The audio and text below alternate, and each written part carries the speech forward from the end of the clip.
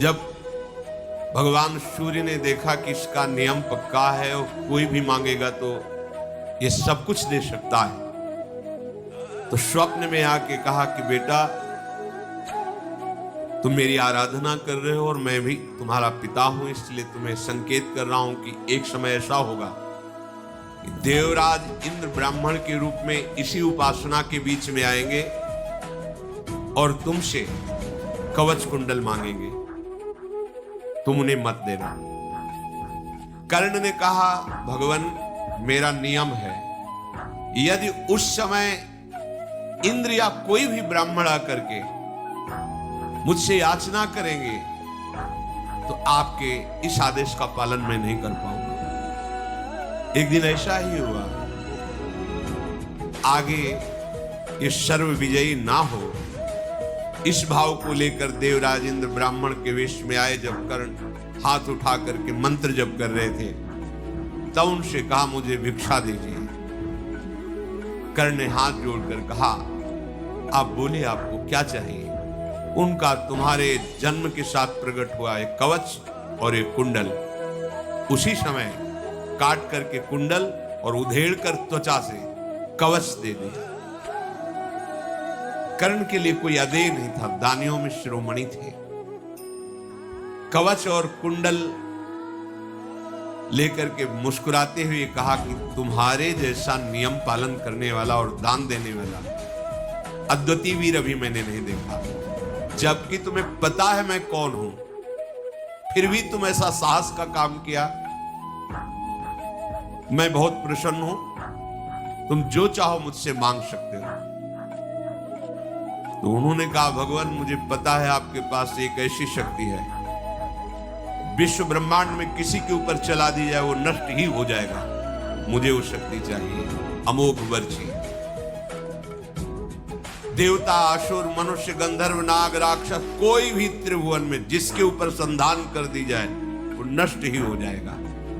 देवराज इंद्र ने उनको अमोघ शक्ति प्रदान की। ये अमोघ कार्य करने के कारण इनका नाम कर्ण नाम हुआ, जो छेदन करके अपने कवच को और कुंडल को प्रदान किया। कुंती भोज की पुत्री विशाल नेत्र वाली कुंती जी जब यौवन अवस्था को, ये रहस्य किसी ने नहीं जाना, ये गुप्त रहा कि कुमार अवस्था में भगवान सूर्यदेव की कृपा से कर्ण का प्रादुर्भाव, ये अभी कोई नहीं जानता। कुंती जी जब युवा अवस्था को प्राप्त हुई, मनोहर रूप तेजस्विनी, तो महाराज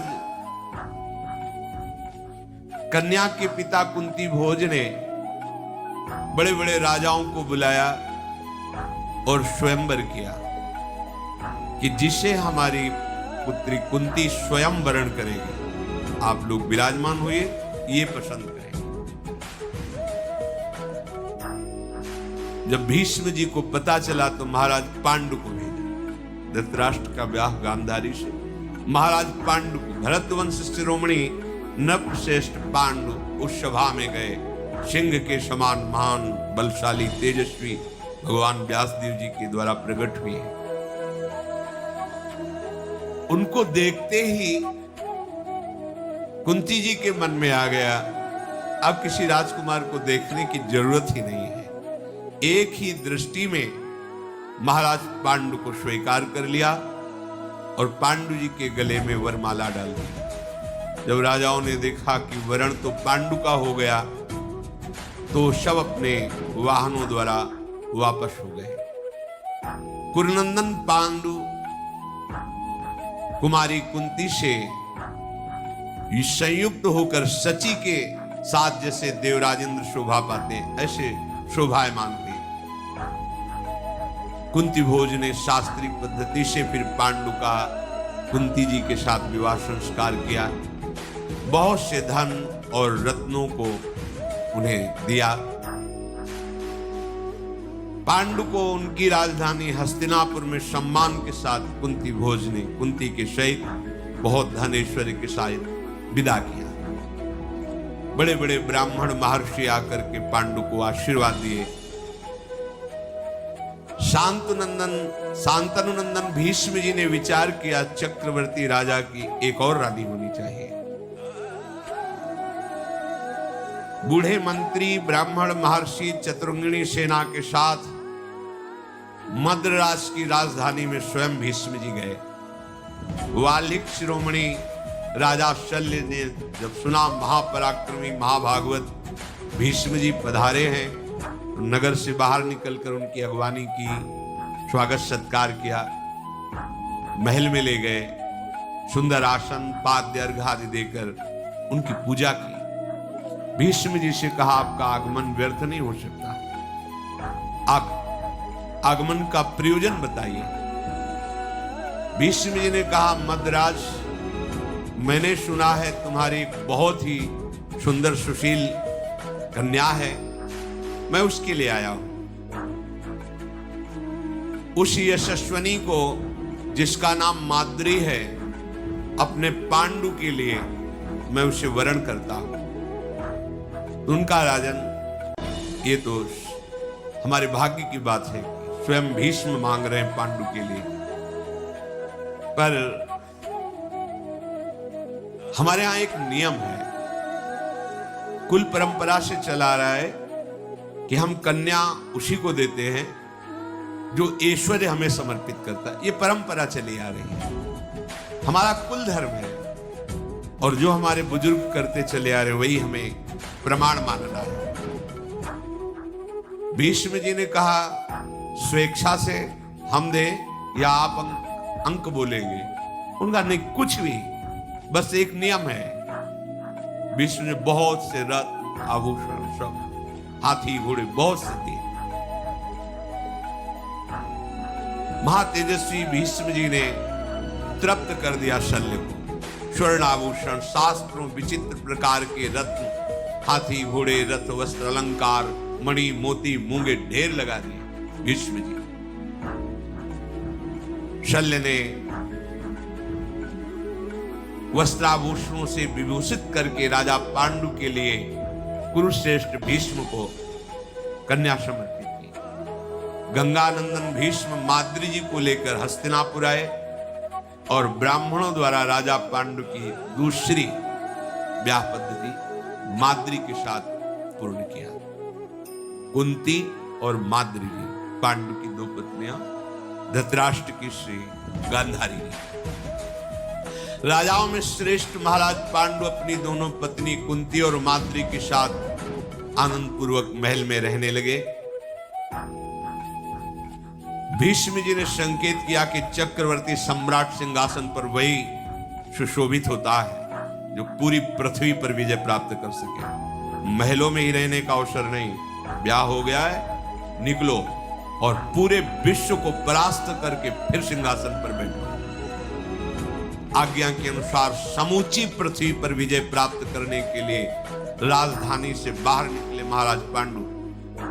भीष्म जी के चरणों में मस्तक रखकर झुकाया। ब्राह्मणों ने मंगलाचरण किया। पांडु देव कुमारों के समान महान तेजस्वी बलशाली थे। अपने सैनिकों के साथ शत्रुओं, जो राजशत्रु थे, उन पर धावा बोला।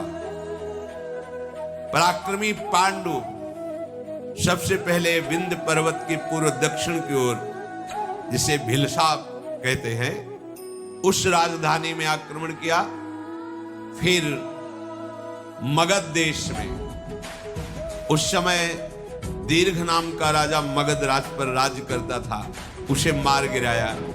फिर मिथिला देश, फिर काशीपुरी, सुई, पुंड्र, बड़े बड़े विश्व में, पूरे विश्व में जो भी राजा उनके आगे सर नहीं झुकाता उसे बंदी बना लेते, उसे दंड देते। परास्त करके राजा पांडु प्रज्वलित अग्नि के समान सुशोभित हुए। सेना सहित पांडु अपार संपत्ति, जो राजा मित्र थे वो भेंट देते, जो शत्रु थे उनको बंदी बनाकर बहुत सी संपत्ति, ढेर के ढेर, पहाड़ के पहाड़ जैसे मणि मोती मूंगे सुवर्ण चांदी गौरत्न अश्वरत्न रथरत्न हाथी ऊंट, बहुत सी मृग चर्म, क्या क्या सामग्री हस्तिनापुराधीश राजा पांडु जीत करके लाए। हस्तिनापुर में जब लौट कर आए तो उनका स्वागत हुआ। राजा पांडु जब नगर के निकट आए तो भीष्म जी ने उनकी अगवानी की। देखा अपार संपत्ति, आनंद बढ़ाने वाले पांडु निकट आकर महाभागवत भीष्म जी के चरणों में प्रणाम किया, सबका सम्मान किया।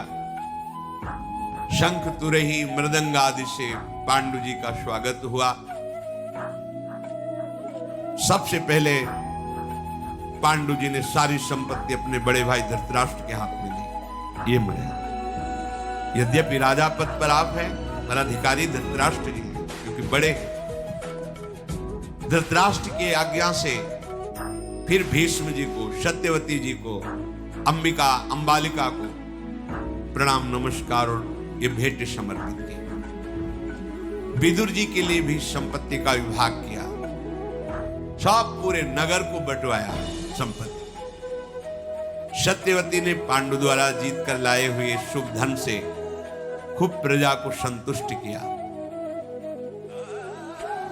धृतराष्ट्र ने उस धन से ब्रह्म ऋषियों को बुलाकर 100 अश्वमेध यज्ञ करवाए। अब विचार किया महाराज पांडु ने, विजय भी हो गई, अब एकांतवास करके भजन भी करना चाहिए।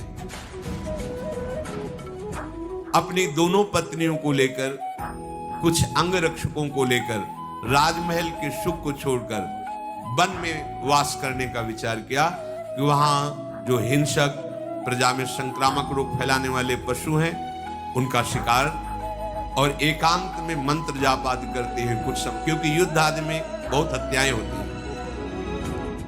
हिमालय के दक्षिण भाग की रमणीय भूमि में पर्वत के शिखरों पर विचरते हुए वहां निवास करने लगे।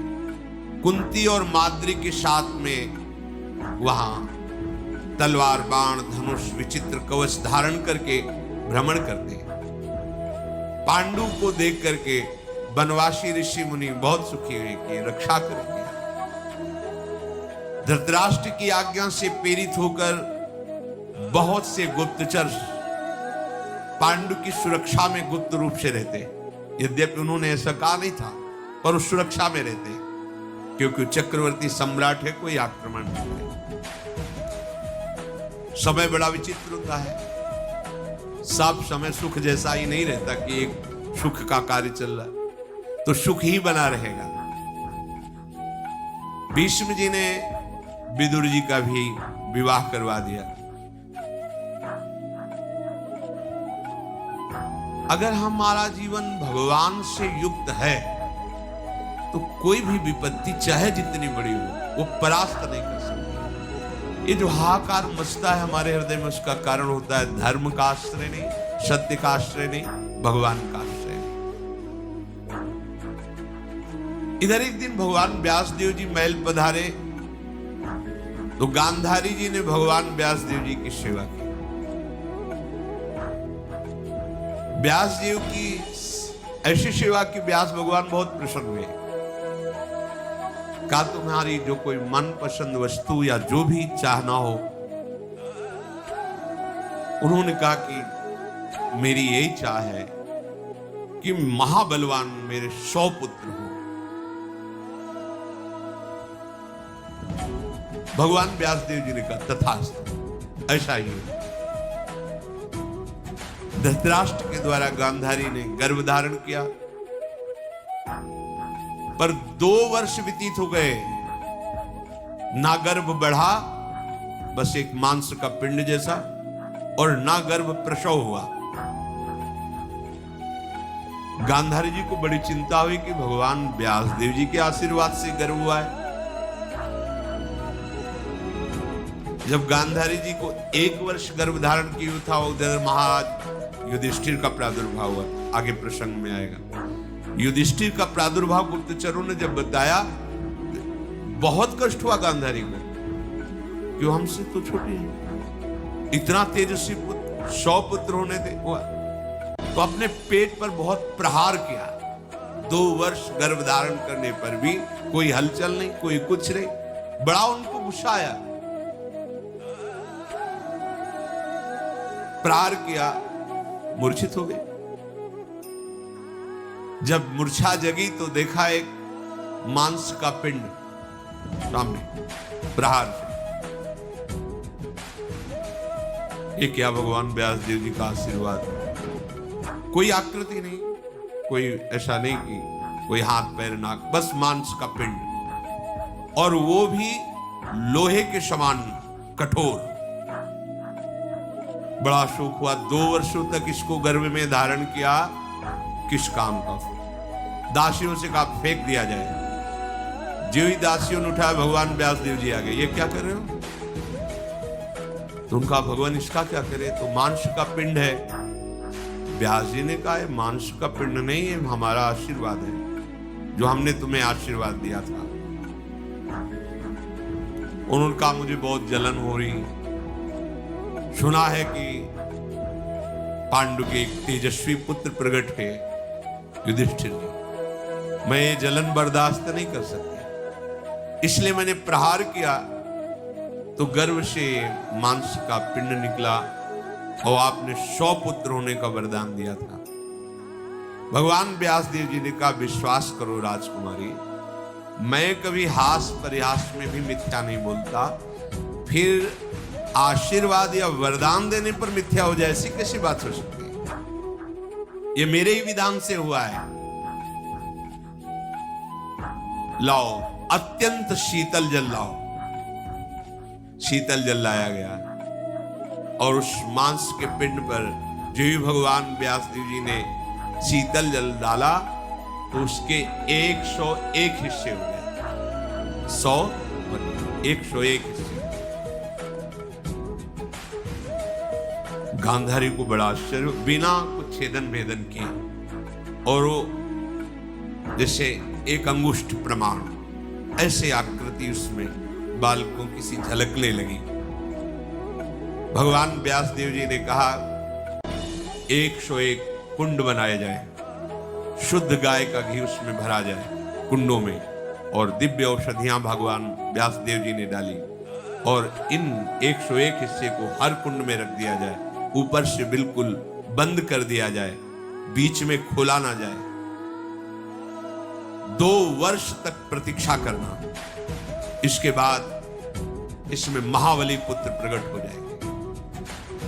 2 वर्ष बीतने का जो क्रम बताया था, उसी क्रम से पहला जेव ही कुंड का ढक्कन खुला गया तो दुर्योधन का प्रादुर्भाव। बड़ा दुर्धर्ष वीर, धृतराष्ट्र का एक पुत्र जन्म लेते ही ऐसी विचित्र भयावनी आवाज से रोया कि जितने गीद गीदड़ गधे कौवे सब चिल्लाने लगे। हाहाकार मच गया हस्तिनापुर में। समस्त गुरुजनों को बुलाया गया, श्रेष्ठ श्रेष्ठ। धृतराष्ट्र जी ने कहा कि ये तो बड़ा भयावह विषय है कि पुत्र होके ऐसा रोया जिससे कौवा गीद गधा ये सब अनिष्ट करने वाले जीव गूंज पड़े। जैसे कोई मंगल जन्म होता है तो दुंदुभियां बजती है, देवता पुष्प वर्षा कर, इसमें गधा रोए गीद गौए, क्योंकि भगवत विरोधी का अवतार है। ये मेरा ज्येष्ठ पुत्र है, क्या ये राजा बनने लायक है? विदुर जी, भीष्म जी, बड़े बड़े महात्मा, उनके बीच में धृतराष्ट्र जी ने कहा। बड़े बड़े ब्रह्म ऋषियों ने विचार किया, फिर परम धर्मात्मा विदुर जी बोले, नरश्रेष्ठ, आपके पुत्र के जन्म होने में जो अपशकुन हुए हैं, इनका विचार कर मैं कहता हूं यही पुत्र तुम्हारे वंश का समूचे विनाश करवा देगा। मेरी सलाह है इसको तुरंत मार दिया जाए या इसको तुरंत फेंकवा दिया जाए, बिल्कुल ना रखा जाए। इसकी रक्षा की गई तो कोई रक्षा लायक नहीं रहेगा आपके कुल में, इसको हटा दिया जाए। 99 पुत्र आपके रहेंगे, बड़ा पुत्र आप इसको नष्ट करवा दीजिए। यदि शांति चाहते हो तो एक पुत्र का त्याग कर दो। हम नीति को जानते हैं, अगर एक पुत्र के द्वारा पूरे कुल का नाश हो रहा हो तो उस पुत्र को त्याग देना चाहिए। नीति कहती है समूचे कुल का नाश ठीक नहीं है। अगर एक गांव में एक कुल ऐसा हो जो पूरे गांव को नष्ट कर रहा हो तो उसको गांव से निकाल देना चाहिए। अगर देश का पूरा नाश कर रहा हो एक गांव तो उसको नष्ट कर देना चाहिए। ऐसी राजनीति कहती है। धृतराष्ट्र ने कहा यह सलाह हमारे को अच्छी नहीं लगी। पहला ही पुत्र तुम कह रहे हो त्याग दो। नहीं नहीं, मैं अपने इस बड़े पुत्र का त्याग कदापि नहीं कर सकता। धीरे धीरे कुंड खोले गए। दुशासन आदि 100 कुंडों में 100 पुत्र, और जो आखिरी कुंड उसमें एक कन्या दुश्शला नाम की प्रकट हुई। 101 भाग में 100 पुत्र और एक कन्या प्रकट हुई। पांडु जी माद्री और कुंती के साथ वन में रहते थे। एक दिन की बात, ये विचर रहे थे तो ऐसा कभी तेजस्वी मृग ही नहीं देखा था जैसा देखा, और वो मैथुन धर्म से युक्त था। पता नहीं इनके मन में क्या आया। वैसे सिद्धांत है कोई भी जीव मैथुन कर रहा हो तो एक बार के बाद दोबारा दृष्टि नहीं जानी चाहिए, फिर उनको विक्षेप पहुंचाना तो बिल्कुल ठीक नहीं। कोई भी जीव जंतु से उनको बिल्कुल ठीक नहीं, पर प्रभु की लीला ही होगी। इतने धर्मज्ञ राजा को उस समय बात समझ में नहीं आई, और राजा का अधिकार होता है जैसे प्रजा ऐसे वन सब उसके अंदर होता है। राजा पांडु ने इतना तेजस्वी मृग और मृगी को देखकर विचार किया कि बहुत अच्छी मृगशाला बनेगी। 5 सुंदर बाणों से उस समय जिस समय मैथुन धर्म से युक्त एक साथ बींध दिया। जे ही बींधा तो ही आवाज आई, ये कौन सा मेरा अपराध था? राजा तूने विचार नहीं किया? उनको होश उड़ गए कि मनुष्य आवाज कैसी। समीप गए तो दोनों मृग शरीर, मृग और मृगी एक साथ 5 बाणों से बिंधे हुए तड़प रहे थे। ऐसी अवस्था में देख करके महाराज को हुआ कि आवाज किधर से आई थी। उनका राजन तुम बुद्धि शून्य हो, इस समय तुमसे पाप बन गया। क्रूरतापूर्ण कर्म आपको सुशोभित नहीं देता। आपका बुरा प्रारब्ध लागू हो गया है क्योंकि आप बुद्धिहीनता का महान पाप कर्म कर बैठे।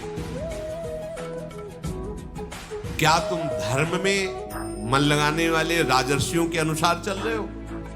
ये जो आचरण किया, मैं काम के वशीभूत था और तुमने उस समय मेरा प्राण हरण करने के लिए बाणों से भेदन किया।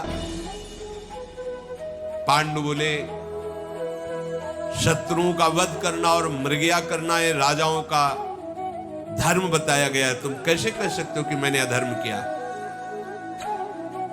मृगों का वध करना ये राजाओं के स्वभाव में होता है। मैंने मोहवश या पापवश या निंदनीय कोई आचरण नहीं किया आज तक। प्रकट या अप्रकट रूप में तुम कोई भी हो, मृग रूप में थे हो, मृगया करना हमारा धर्म है, इसलिए तुम्हारा निंदा करना उचित नहीं है मेरी।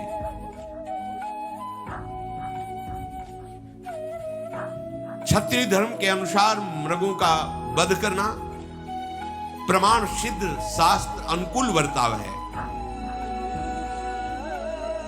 जो मृग रूप में थे उन्होंने कहा शत्रुओं पर आक्रमण करना तुम्हारा धर्म हो सकता है, पर मेरे द्वारा तुम्हारी क्या शत्रुता हुई? मैं अत्यंत कोमल मृग शरीर धारण किए हूं, मैंने तुम्हारा क्या बिगाड़ा था? और यदि तुम ऐसा करते हो, कहते हो कि मृगया करना तुम्हारा धर्म है। महाराज धृतराष्ट्र बहुत प्रसन्न हुए जब हमारे 100 पुत्र एक कन्या। जिस समय ये धृतराष्ट्र जी से गांधारी गर्भवती थी उस समय उनकी सेवा में एक वैश्य कुल की दासी रहती थी।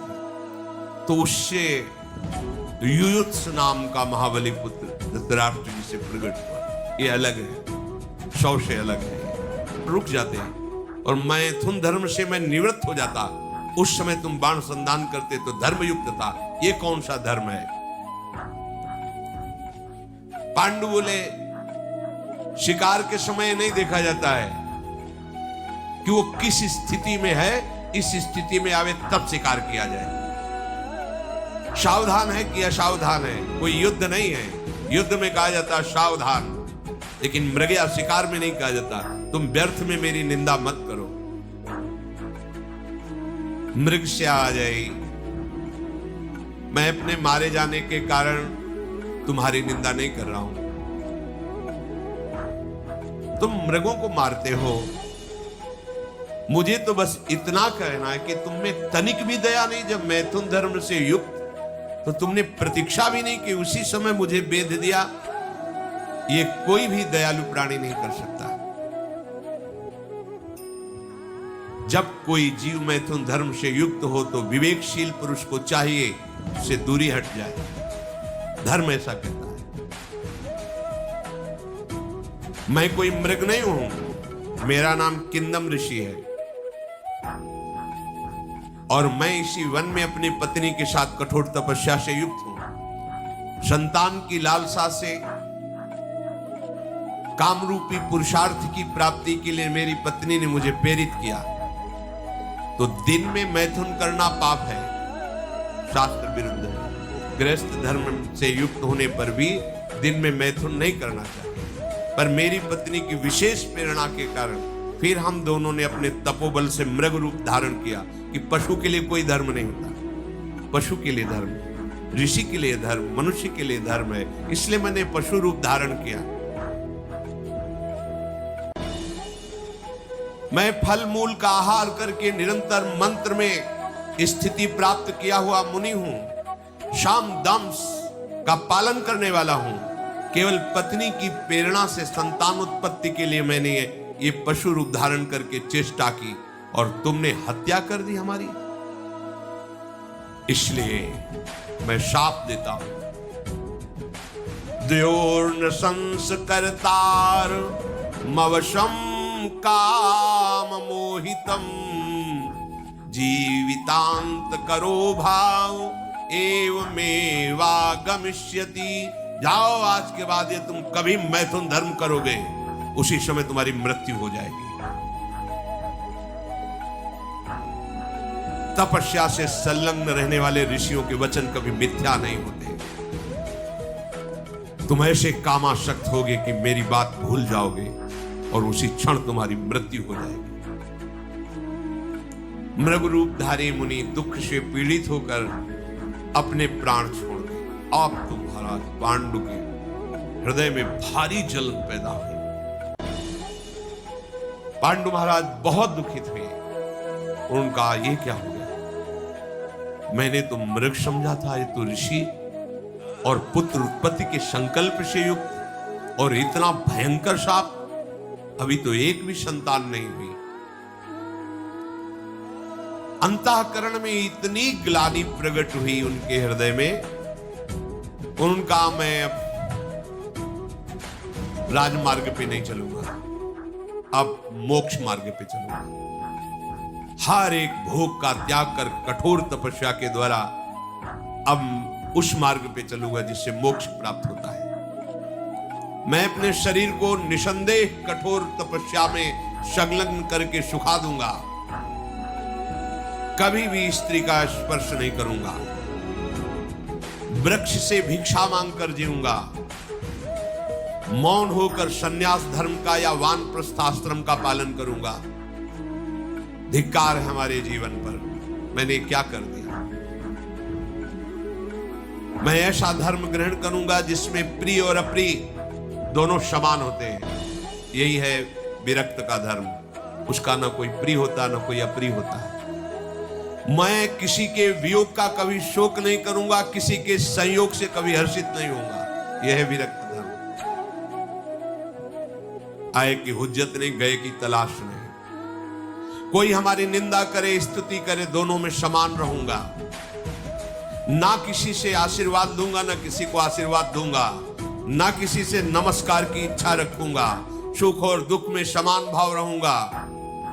कभी आज से किसी की हंसी नहीं उड़ाऊंगा, किसी को कठोर वचन नहीं बोलूंगा, किसी से क्रोध नहीं करूंगा और कभी किसी को दंड नहीं दूंगा। यह है वैराग्य मार्ग। मैं हर स्थिति में अपने हृदय को प्रसन्न रखूंगा। आज से मैं चराचर प्राणी को अभय प्रदान करता हूं। किसी को दंड नहीं, किसी को दुख नहीं, किसी को मारूंगा नहीं। यदि भिक्षा मिली तो ठीक, नहीं मिली तो कई कई दिन तक भूखा रहूंगा। कभी मैं भरपेट भोजन नहीं करूंगा और किसी दूसरे का आश्रय नहीं लूंगा, राजा या गृहस्थ आदि का। लोभवश किसी से मिलूंगा नहीं। अपनी जीविका का कोई साधन नहीं करूंगा। अगर एक आदमी हमारी बाह काटेगा और दूसरी बाह में चंदन लगाएगा तो मेरी तरफ से दोनों के लिए बराबर भाव रहेगा। जीने और मरने दोनों इच्छाओं का मैं त्याग करता हूं। बड़ा कठोर हृदय में नियम लेकर महाराज पांडु बहुत दुखित हो गए। कुंती और माद्री जी ने जब देखा, महाराज पांडु ने कहा, देवियों तुम हस्तिनापुर लौट जाओ। अंबिका, अंबालिका जो मेरी मां है, विदुर जी, भीष्म जी, संजय जी, धृतराष्ट्र जी, सत्यवती जी, इन राजपुरोहित सबको मेरे इस कठोर व्रत की सूचना दो। मैं हस्तिनापुर पद का त्याग करता हूं और वनवासी स्वरूप होकर अपने जीवन को मोक्ष मार्ग में लगाता हूं। मैंने वनवास का दृढ़ निश्चय कर लिया है। कुंती माद्री ने कहा, संन्यास शब्द केवल मत बोलिए। आप वानप्रस्थ में भी रह करके यही आचरण कर सकते हैं। वानप्रस्थ में एक सिद्धांत है कि पत्नी यदि उसमें साथ रहना चाहे उसी पद्धति से तो रह सकती है। यदि न रहना चाहे तो अपने बालकों के पास या अपने पूर्व स्थानों में जा सकती है। तो वानप्रस्थ धर्म के अनुसार मैं आपकी तपस्या में सहयोग करूंगी, बिल्कुल कहीं विघ्न नहीं डालूंगी, ऐसा माद्री और कुंती जी ने कहा। आज के बाद हम कभी आपको किसी भी काम चेष्टा के लिए प्रेरित नहीं करेंगे। संकल्प लेती हैं कि आपकी साधना में हम विघ्न नहीं पहुंचाएंगे। इंद्रियों को सदैव वश में रखकर भारी तपस्या करेंगे। पर आप हम दोनों का त्याग नहीं कर सकते, क्योंकि अगर त्याग किया तो हम अपने प्राणों का त्याग कर देंगे। पांडु जी ने कहा, यदि तुम दोनों का यही धर्मयुक्त निश्चय है तो चलो, मैं संन्यास न लेकर वानप्रस्थ आश्रम में रहूंगा। और हमारे पिता भगवान वेद व्यास जी ने जैसी वानप्रस्थ की जीवनचर्या कही वैसा ही जीऊंगा। आज से मैं भोगियों के सुख और आहार और विश्राम का त्याग करता हूं। जैसे गृहस्थ जन रहते हैं, उस सुखों का त्याग कर और वल्कल वस्त्र धारण कर लिया और मूल और फल का आहार करने लगे। दोनों समय स्नान करना, यह हर उपासक को करना ही चाहिए। दोनों समय स्नान करना चाहिए और बैठ करके उस संध्या के समय आराध्य देव का चिंतन, जो अपनी संध्या आरती श्री जी का दुलार प्यार, मृगचर्म पे बैठना, जटाएं धारण कर लेना, शरीर अत्यंत दुर्लभ, गर्मी, सर्दी, आंधी, वर्षा, इसके वेग को सीधे सहना। ऐसे महाराज पांडु तपस्या में युक्त हो गए। महाराज पांडु फल मूल का आहार करते हुए नागशत नामक पर्वत पर गए। कुछ दिन वहां तपस्या की। फिर चैत्र, कालकूट, हिमालय को लांघकर गंधमादन पर्वत, इंद्रद्युम्न सरोवर, इसके बाद हंसकूट, फिर सतसंग पर्वत पर रहने लगे। वहां एक दिन देखा कि बहुत से महात्मा जो बड़े ही तेजोमय हैं वो जा रहे थे। तो प्रश्न किया कि महाराज मैं आपके साथ चल सकता हूं सत्संग पर्वत से? तो उनका हम लोग सुमेर पर्वत की चोटी पर भगवान ब्रह्मा जी पधारे, उनके दर्शन करने जा 4 लाख लीटर। बोले हम भी चलेंगे। बोले वहां मनुष्य शरीर धारण करने वाला, हम सब दिव्य हैं, तुम्हारे को दर्शन देने के लिए प्रकट हुए।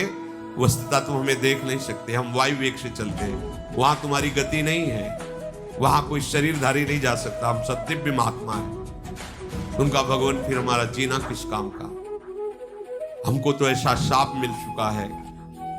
तो उनका नहीं, मैं तुम्हारे भाग्य को देख के कह रहा हूं, तुम्हारे जैसे पुत्र तो विश्व में किसी के नहीं होंगे।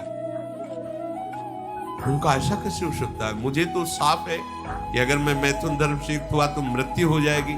बोले नहीं, निश्चिंत रहो, एक नहीं 5 महारथी विश्व विजेता तुम्हारे पुत्र होंगे और वो ऋषि अंतर्धान होंगे। महाराज पांडु ने विचार किया कि ऋषियों के वचन मिथ्या नहीं होते। कुंती जी से कहा कि ऐसा कैसे हो सकता है? ऋषि के वचन मिथ्या नहीं हो सकते और मैं सहयोग कर नहीं सकता, और 5 महारथी पुत्र।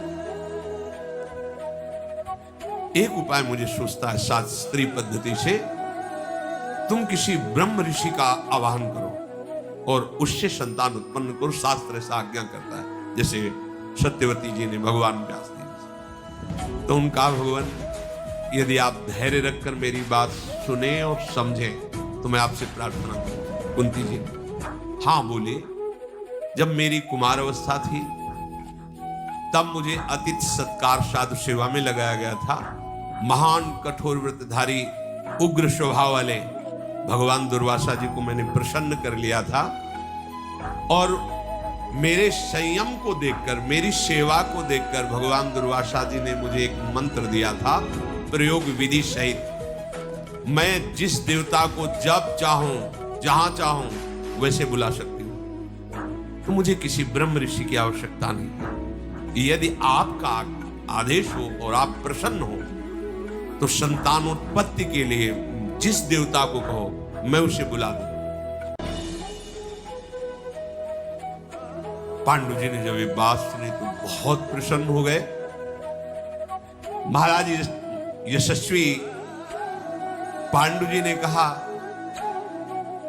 तभी ऋषियों ने ऐसा वरदान दिया था। अब मुझे समझ में आ गया, आज मैं धन्य हो गया। कुंती, मेरे वंश में तुम्हारा महान अनुग्रह है, तुम मेरे कुल को धारण करने वाली हो। मैं उन महर्षियों को नमस्कार करता हूं जिन्होंने मुझे सूचना देकर जीवन दान दिया कि तुम्हारे 5 पुत्र होंगे। देखो, धर्म है ऐसा, पर कभी कोई अंगुली ना उठा सके, इसलिए पहले सीधे धर्मराज का आह्वान करो, क्योंकि धर्म का पूर्ण ज्ञान धर्मराज जी को है।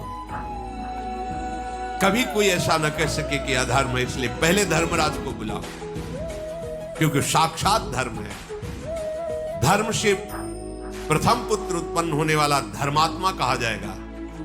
धर्म के द्वारा जो पुत्र होगा वो धर्म की स्थापना करेगा।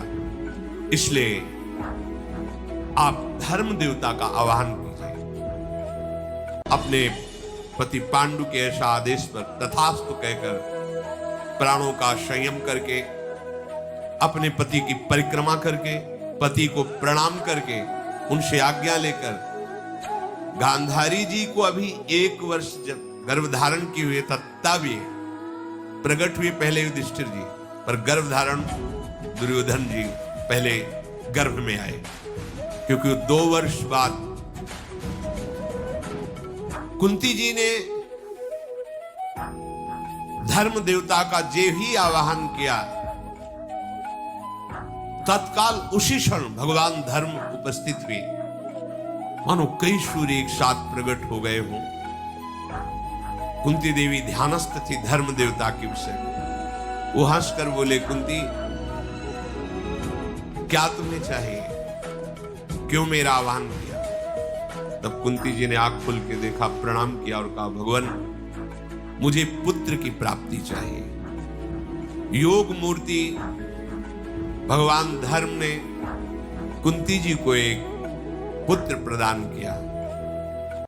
जब चंद्रमा ज्येष्ठा नक्षत्र पर थे, सूर्य तुला राशि में थे, शुक्ल पक्ष की पूर्ण पंचमी तिथि थी, अभिजीत नामक 8वां मुहूर्त, उस समय उत्तम पुत्र का प्रादुर्भाव हुआ। जन्म लेते ही आकाशवाणी हुई ये महान श्रेष्ठ साक्षात धर्म है, धर्मात्माओं में अग्रगण्य है और ये पराक्रमी, उदार, दूसरे का हित करने वाला अजात शत्रु, सत्यवादी महात्मा, ये धर्मराज युधिष्ठिर के नाम से प्रसिद्ध होगा। महाराज युधिष्ठिर का प्रादुर्भाव धर्म देवता से हुआ।